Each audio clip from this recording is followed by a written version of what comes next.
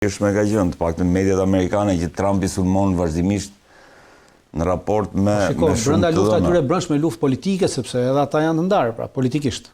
Edhe ata kanë interes atyre politike, por në aspektin global, Amerika mund ta mbulojë në këtë që ne fituam, arritëm 1, 2, 3, i bëm kaq shkatarrime, pra të japin gjithnjë numër objektiva, siç bënin në Vietnam, që i vram kaq dhe tashmë shkatërruam kaq objektiva, goditëm kaq objektiva, goditja objektiva nuk është fitore. Po, ajo është e qartë. Ndërkohë, Dritan, po skenari se në një nga intervistat që Netanyahu dha këto ditë, para 2 ditëve në CBS në emisionin 60 Minutes, ka thënë që paktën Netanyahu raportonte që në një bisedë me Trumpi ka thënë që do të hyjmë në Iran dhe do marrim uraniumin. Domethënë fjalë për fjalë pak a shumë kjo ishte.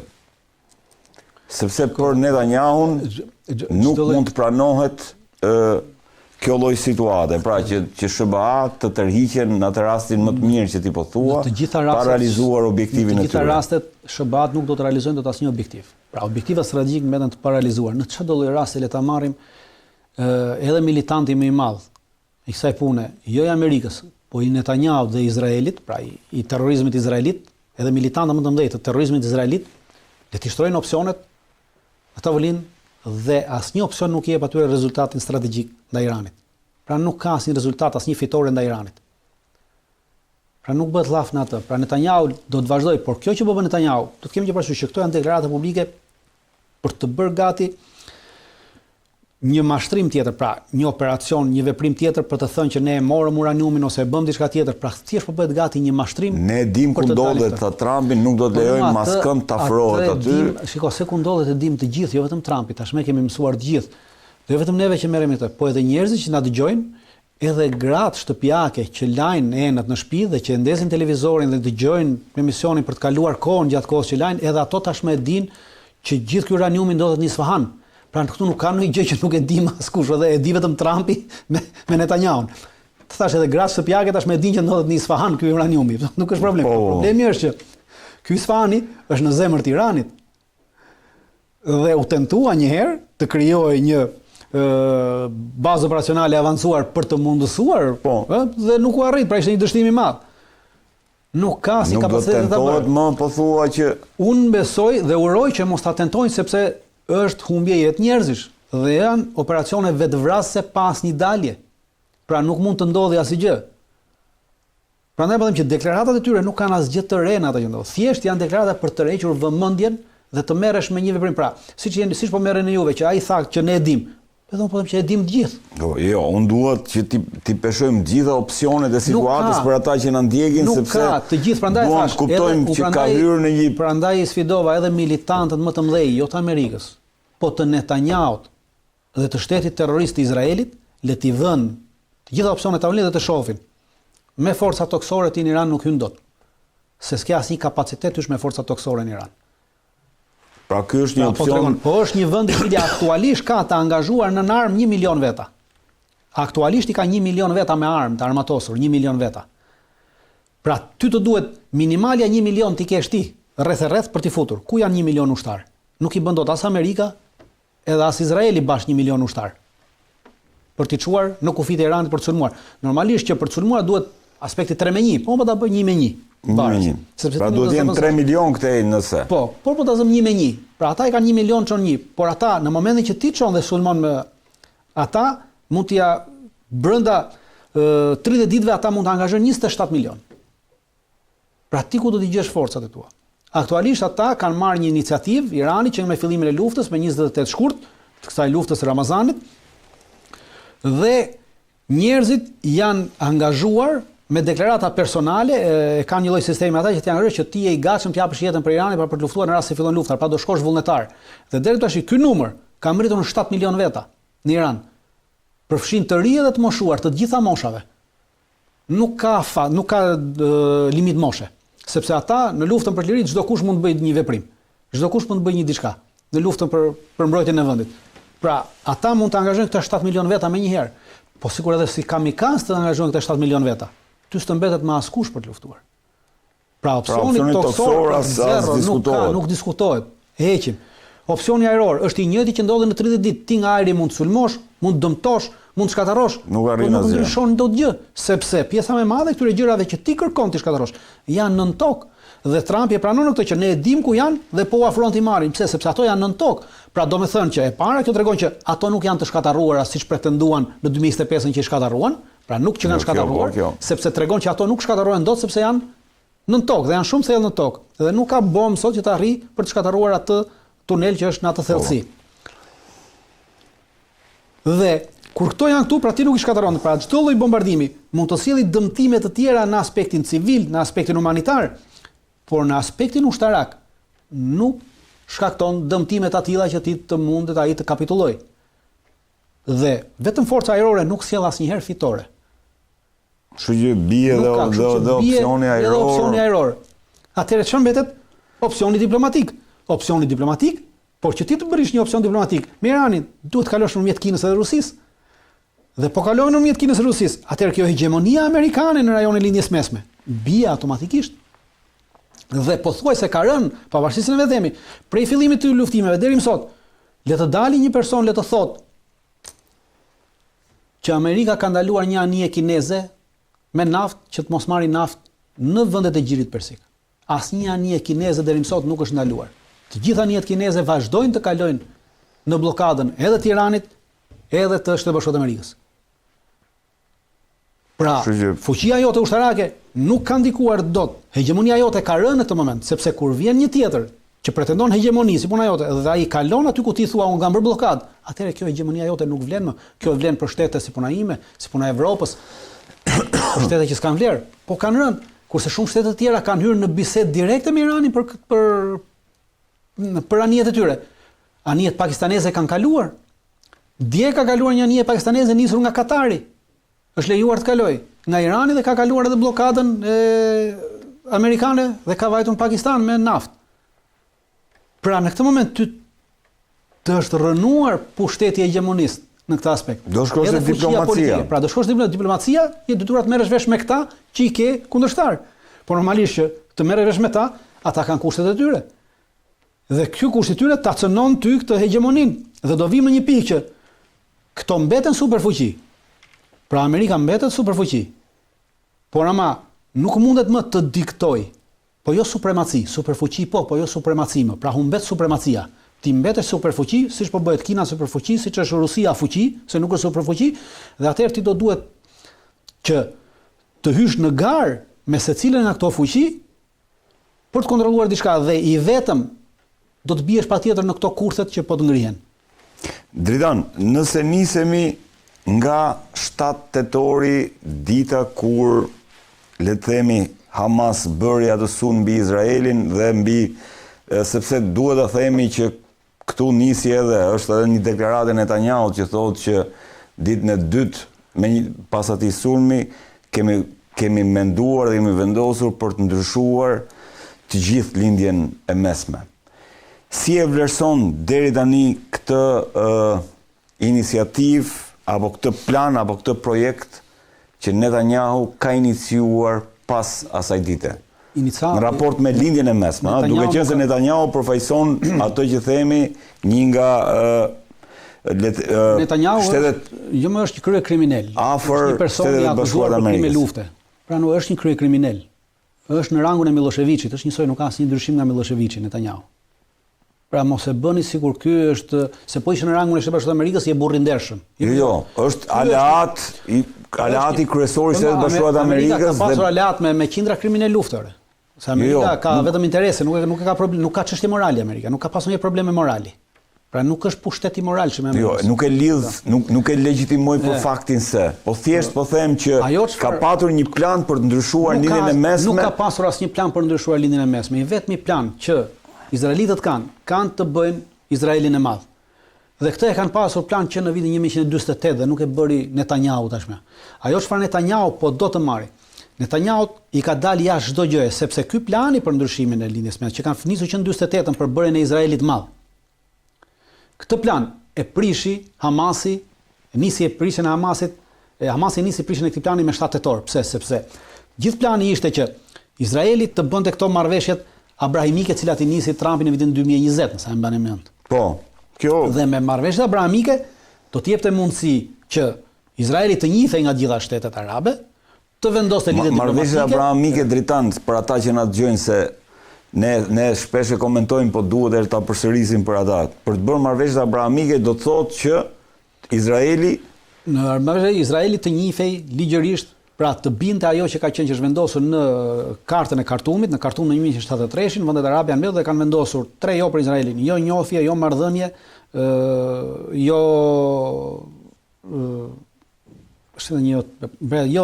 jo njohje për Izraelin, jo marrëdhënie, jo bashkëpunim, asgjë tjetër. Okay. Dhe të tre këto jo kanë të qenë bien. Dhe tashmë në marrëdhëniet, në këtë iniciativën e Trumpit për këto marrëveshje abrahamike është që këto 3 jo të bien dhe e fara të fillonte me njohjen diplomatike.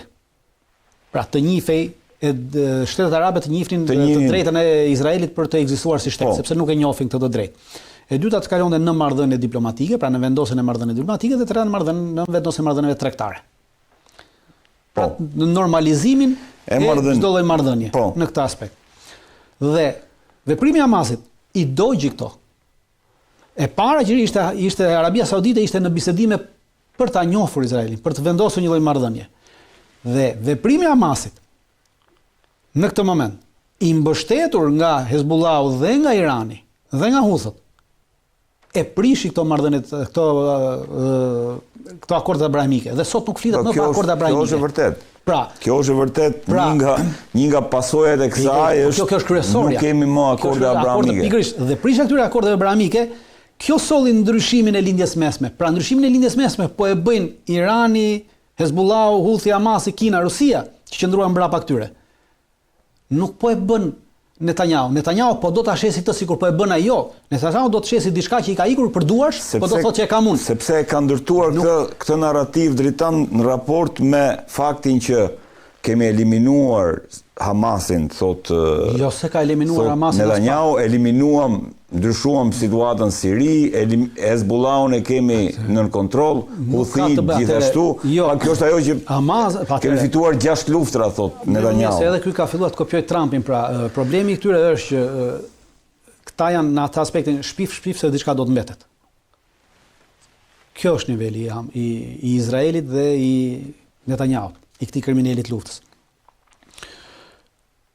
Këtu aktualisht nuk kemi as eliminim të Hamasit, as eliminim të Hezbollahut. Siç po shihni, aktualisht me Hezbollahun është tërhequr Izraeli nga veriu, nga jugu i Libanit, sepse Hezbollahu për ditë po shkakton. Po tërheqjet është tërhequr dhe për ditë po shkakton njëbe. Biles tashmë po arrin të godasi me drone edhe Iron-Domin brenda territorit izraelit. Nuk po bën dot më asnjë. Dhe thotë ne kemi si ka eliminuar kur ai po të godet dhe po të shkatëron Iron-Domin. Pra edhe prallën e Iron-Domit po e bën zero Hezbollahu me anë të dronëve. Hamasi vetëm dje dhe pardje ka pasur 2 shkrime të gazetave izraelite, të cilat përcaktojnë qartësisht që Hamasi është organizuar dhe i ka rrisur dhe i ka rritur kapacitetet e tij 25% më shumë se ç'kishte para luftës tonë. Izraela jon sot kishte 2-3 shkrime qendrore në lidhje me Hamasin. Ka që 3 ditë që po shkruan për Hamasin. Dhe sipas njoftimeve, sipas zërave brenda shërbimit sekret izraelit, përcaktojnë jashtësisht që kapacitetet e Hamasit janë rritur 25% më shumë se ç'ishin para luftës. Para luftës mendohet ishin 30.000 forcat Hamasit. Dhe biles thotë që sipas izraelitëve, pra jo sipas dritanëve, sipas izraelitëve thotë që jo vetëm ashtu, ka rritur kapacitetet e prodhimit të dronëve, ka rritur kapacitetet e prodhimit të raketave, sepse e ka dijenin se si t'i bëj, dhe i ka rritur sasinë e tyre dhe po bën edhe stërvitje në territorin e Gazës. Dhe është e pamundur Izraeli të ndërhyjë për të ndaluar këtë. Pra pa ata po thonë, nuk po thonë. Kjo është vërtet sepse unë sot e lexova. Ajo që thonë ata bien ndesh me këtë që thonë, pra hedh poshtë totalisht këtë prallën që ka krijuar Netanyahu. Pra Netanyahu tashmë i ka ikur gjithçka nga duart. Dhe po mundohet të thotë që këtë e bëm neve. Jo, nuk e bën ata. Pra plani për prishjen e këtij për një riformatim të ri të lindjes mesme është plan iranian, që nisi në 7 rus dhe nuk ka nisur me 7. Në vitin 2019, në mbledhjet e Vienës, kur diskutohej në Vienë midis Kinës dhe në 2019 diskutohej në Vienë midis Kinës dhe Amerikës për çështje tarifare, sepse edhe në 2019 Trump i vuri tarifa Kinës siç i ka vënë kësaj radhe. Pra të njëjtën gjë ka bërë, se nuk në politikë të re Trumpi. Dhe atëherë Rusia dhe Kina dolën në 2019 dhe propozuan një arkitekturë të re sigurie kolektive në lindjen e mesme. Kjo është deklarata e tyre. Në 2019. Në 2019. Me datë 28 shkurt, kur nisi agresioni amerikano-izraelit kundër Iranit, me atë datë 28 doli sërish Lavrovi dhe sërish e bëri të njëjtin propozim. Tha lindja e mesme ka nevojë për një arkitekturë të re sigurie kolektive. Po, që është ka të bëjmë atë riformatimin e. Ministri i jashtëm i Iranit vajti vizitë në Moskë dhe në Beijing, në Kinë. Në prezencë të Trumpit deklaroi që jemi dakord me propozimin rus për arkitekturën e re të sigurisë në lindjen e mesme. Prezencë të Putinit. Të Putinit. Vajti në Beijing, në Pekin, atje ku takoi ministrin e jashtëm dhe ministri i jashtëm kinez në prezencë të ministrit iranian tha që lindja e mesme ka nevojë për një arkitekturë të re sigurie. Pra kjo arkitekturë sigurie. Madje që lidhet me reduktimin e prezencës amerikane, ky ishte ajo deklarata e ministrit i jashtëm. Pikërisht, sepse sot arkitekturën e re sigurisë e ka mbuluar Amerika deri më sot. Kur ti thua arkitekturë të re sigurie, domethënë që do ta zëvendësojmë këtë që është. Se po thua të re, jo të bëjmë një arkitekturë, sepse kur thua të bëjmë një arkitekturë, domethënë që s'ka. Po kur thua një të re, domethënë që është një, po do bëjmë një të re. Pra kjo është aktualisht nuk është më. Por që ti iki kjo ti duhet ta rrënosh, po si rrënon me këto veprime. Dhe veprimi i Hamasit është pjesë e kësaj politike. Pra ndryshimi i arkitekturës në lindjen e mesme është pjesë e një programi ruso-kinez për të ndryshuar lindjen e mesme dhe jo e Netanyahu. Netanyahu duke parë që ky tash po mundohet ta marrë sigur po e bën Izraeli. Jo, Izraeli në këtë mes nuk është hiç fare. Izraeli tu po opson në këtë aspekt, sepse do të reduktohet fuqia e tij në këtë arkitekturë të re sigurie. Do reduktohet. Absolutisht, sepse kjo arkitekturë e re sigurie po e nxjerr Iranin më të fortë. Kjo arkitekturë e re sigurie po e heq Amerikën që është mbështetësi kryesor i Izraelit në të gjitha genocidin që Izraeli ka bërë në Gaza. Absolutisht. Po e heq. Po e heq, do ta heqë që aty, do ta heqë, sepse ardhja e forcave pakistaneze, ardhja e forcave egjiptiane do ta zëvendësojnë nesër kapacitetet amerikane, sepse nesër këta do t'i përzën Amerikën gradal, jo sot për 1 vit, për 2 vjet, për 3 vjet do ta përzën që aty, sepse thonë ti nuk më garanton, pra mua më garanton ky. Atëherë ti skepse ma mban bazën, më largohu këtej.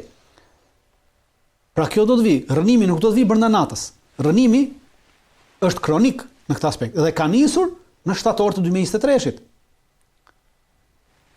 Kjo është pika e nisjes. Jo, aty ajo më bëri përshtypje sepse edhe një gjë është e vërtetë, që ajo është pika e nisjes së ndryshimit. Pika e nisjes pra. Pika e nisjes së ndryshimit ajo është, por ama nuk e ka bër këtë të nesmen Izraeli, jo. Ndryshimin e ka nisur, e ka iniciuar Kina dhe Rusia. Pra plani shityrë i 2019-s. Plani shityrë i 2019-s, sepse ky plan lidhet me Qasem Sulejmanin. Qasem Sulejmani u vra në 2020-ën.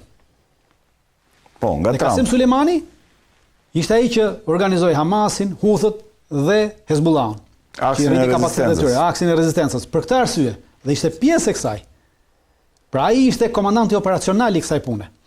Pra vendimi politik strategjik është marrë në Kinë dhe në Rusi, në Moskë dhe në Pekin, merret vendimi politik pastaj duhet kaloj në aspektin është strategjik pra. Niveli strategjik është vendimi politik. Vendimarrja politike ka përkritur në këtë moment ndryshimit të kësaj arkitekture Pekinit dhe Moskës. Pekini dhe Moska kanë marrë këtë vendim. Dhe kjo ka kaluar për zbatim në aspektin operacional. Për zbatim në aspektin operacional e mori Irani. Irani caktoi komandantin e operacionit. Komandanti i këtij operacioni ishte Qasem Sulejmani. Qasem Sulejmani u vran në 2020-ën, pra i arriti ta ngrinte këtë sepse kjo ka nisur me kohë. Dhe ky aks po funksionon. Pra tregoj në këtë luftë që po funksionon. Dhe vazhdon të jetë funksional. Pra plani është i dikujt tjetër. Dritan, po ndërkohë në prapasken për herë të parë të paktën masa janë edhe spekulime mediatike, po bëhet fjalë sepse thuhet që nëndecet bërthamore, thuhet që janë gjithmonë vendodhja e tyre është gjithmonë sekrete. Po për një nëndecse e cila ndodhet në Gibraltar aktualisht, thuhet që është evidentuar qëllimisht, ka dalë si informacion qëllimisht vendodhja e saj për dhënë një mesazh politik. Për çfarë bëhet fjalë? Nuk ka asnjë mesazh politik, është një lajm që mediat po duan ta bëjnë për të rrequr vëmendjen nga ndonjë dështim tjetër ose nga ndonjë gjë tjetër, është tjetër. E para nuk ka, sepse ajo është sekret kur nëndecja është në ujë. Pra kur nëndecja është në ujë, në mision është sekret sepse nuk e di kush, përveç se komandës kryesore dhe presidentit. Vetëm ata dinë se ku ndodhet nëndetësja në atë moment. Ato nëndetëse cilat dalin në sipërfaqe dhe ankorohen në një port, për atë momenti nuk ka më sekret. Dhe kjo nëndetëse është ankoruar në portin e Gjibraltarit. Po. Pra fakti që është ankoruar. Është ankoruar, ka dalë në sipërfaqe dhe s'ka më sekret. Dakor, s'është sekret, po ka një mesazh. S'ka asnjë mesazh. Se jemi përballë këtyre skenarëve që folëm. Pse them që s'ka asnjë mesazh? Jo, nuk ka asnjë mesazh. Thash, po bëhet për të mbuluar diçka. Pra nëndetësja mund të ka qenë në një mision. Është nisur mision dhe ka pasur probleme. Mund të ketë nuk them se ka pasur, por mund të ketë pasur probleme teknike. Dhe në moment që ka pasur probleme teknike, kjo është ankoruar në portin më të afërt. Dhe tashmë, për të mbuluar problemet teknike të një nëndetëse të sofistikuar bërthamore, atëherë nxjerrim këto lajme që thonë që është bërë kjo për të dhënë një mesazh. Këtu nuk po jepet mesazh. Këtu mesazhi po përdoret për të mbuluar të vërtetën. Okej. Jo, ideja është me që situata aty ndodhet përballë çdo lloj do të kemi që para kapitullimit mundshëm. Çdo lloj kapitullimi nuk ka të bëj opsioni nuklear, opsioni bërthamor është jashtë. Është i padiskutueshëm. Nuk diskutohet opsioni bërthamor. Është diçka që nuk diskutohet. Është diçka sepse çfarë lloj opsioni bërthamor do thoshte zhdukje të Izraelit totalisht. Pra në rast se amerikanët kanë vendosur ta zhdukin Izraelin, atëherë po opsioni bërthamor. Po për sa kohë amerikanët nuk kanë vendosur ta zhdukin Izraelit, nuk hyn opsioni bërthamor, sepse çdo lloj opsioni bërthamor e zhduk Izraelin. Dakor, Dritan. Po një bazë sekrete e Izraelit është zbuluar në Irak, e cila ka operuar gjatë sulmeve prej 28 shkurtit. Çfarë dim për këtë dhe çfarë do të thotë? Se tani të bësh një bazë ushtarake, një shtet huaj. Nuk është ndonjë gjë e madhe, nuk është ndonjë gjë diçka jashtëzakonshme. Iraku është një vend i madh me shkretirë, shumica shkretire pa banuar dhe normalisht që ti mund të ngresh 2 tenda, 3 tenda, ashtu siç kanë ngritur ata 3 tenda, 2 helikopterë, por duhet të kemi që parasysh që pavarësisht se thuhet bazë izraelite, atëherë kemi që këta helikopterët nuk kanë qenë izraelitë, sepse këta helikopterët nuk kanë ardhur nga Izraeli në Irak. Helikopterët kanë qenë amerikanë, pra pavarësisht se thonë. Por dhe kjo bazë ka qenë sekrete së bashku me forca speciale amerikane dhe izraelite. Pra i ka përkitur amerikanë, nuk kanë ardhur izraelitët e kanë ndërtuar dhe kanë qenë vetëm izraelitë. Nuk kanë qenë helikopterët izraelitë. Helikopterët kanë qenë amerikanë, se helikopterët ngriheshin nga kjo bazë dhe uleshin në bazë amerikane. Pra ishin helikopterë që fluturonin nga bazat amerikane në Irak. E qartë. Pra këtë bazë e ka ngritur Amerika, pavarësisht se është bazë e avancuar, pra quhet bazë operacionale e avancuar, e avancuar sepse ndodhet afër. Jo, quhet e avancuar sepse nga ajo është përdorur për të futur njerëz në Iran ose për të çuar pjesëtar të forcave speciale, të cilët mund të kenë koordinuar goditje të raketave të ndryshme pra. Për këtë është përdorur ajo bazë. Por nuk është izraelite. Mos i ngadrojmë se pavarësisht se thon izraelite. Media. Po pra, media nuk është izraelite. Po pra, mediat gabojnë në këtë aspekt dhe nuk është izraelite. Baza është ndërtuar nga amerikanët, një bazë atje me mjete amerikane, por ka pasur forca speciale izraelite në të. Duke qenë se Iraku nuk e njeh Izraelin, ardha e forcave speciale izraelite në këtë, për bën një shkelje të kësaj, pra një problem të madh midis Irakut dhe Izraelit, por këto forca i kanë sjellë amerikanët, nuk erdhën ata nga hiçi. Nuk erdhën me avionët e tyre, me helikopterët e tyre.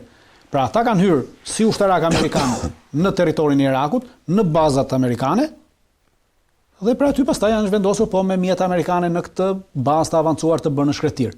Pra janë është Amerika gjitha kjo që ka bërë këtë në kurriz të besimit të atij që e konsideron aleat si Irakun. Prandaj edhe kjo është pjesë asaj thyrjes së besimit që unë ty t'jap. Prandaj ka filluar rënimi, në momentin që unë thyet besimi, atëherë çdo gjë tjetër që ke ngritur është drejt rënimit, është vetëm çështje kohe.